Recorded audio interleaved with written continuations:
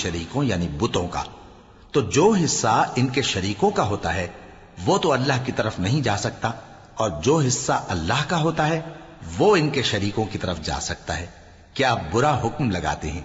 इसी तरह बहुत से मुशरिकों को उनके शरीकों यानी शैतानों ने उनके बच्चों को जान से मार डालना अच्छा कर दिखाया है, ताकि उन्हें हलाकत में डाल दें और उनके दीन को उन पर खल्त मल्त कर दें। और अगर अल्लाह चाहता तो वो ऐसा न करते।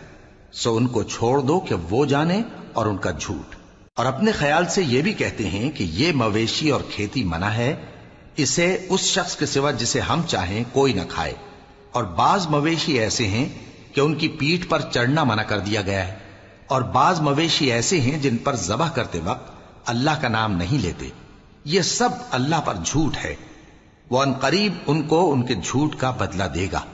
और ये भी कहते हैं कि जो बच्चा इन मवेशियों के पेट में है वो सिर्फ हमारे मर्दों के लिए है और हमारी औरतों को उसका खाना हराम है। और अगर वो बच्चा मरा हुआ हो तो सब उसमें शरीक हैं, यानी उसे मर्द और औरतें सब खाएं। अनकरीब अल्लाह उन्हें उनकी इस तजवीज पर सजा देगा। बेशक वो हिकमत वाला है, खबरदार है। जिन लोगों ने अपनी औलाद को बेवकूफी से, नासमझी से कत्ल किया और अल्लाह पर इफ्तिरा करके उसकी अता फरमाई हुई रोजी को हराम ठहराया, वो घाटे में पड़ गए। वो बिलाशुबह गुमराह हैं और हिदायत याफ्ता नहीं है। और अल्लाह ही तो है जिसने बाग पैदा किए, छतरियों पर चढ़ाए हुए भी और जो छतरियों पर नहीं चढ़ाए हुए वो भी, और खजूर और खेती जिनके तरह तरह के फल होते हैं, और जैतून और अनार जो बाज बातों में एक दूसरे से मिलते जुलते हैं और बाज बातों में नहीं भी मिलते। जब ये चीजें फलें तो इनके फल खाओ, और जिस दिन फल तोड़ो और खेती काटो तो उसका हक भी उसमें से अदा करो।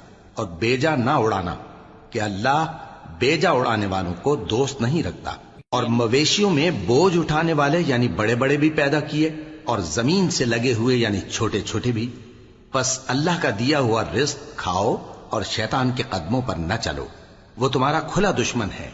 ये बड़े छोटे मवेशी 8 किस्म के हैं, 2-2 भेड़ों में से और 2-2 बकरियों में से, यानी एक एक नर और एक एक मादा।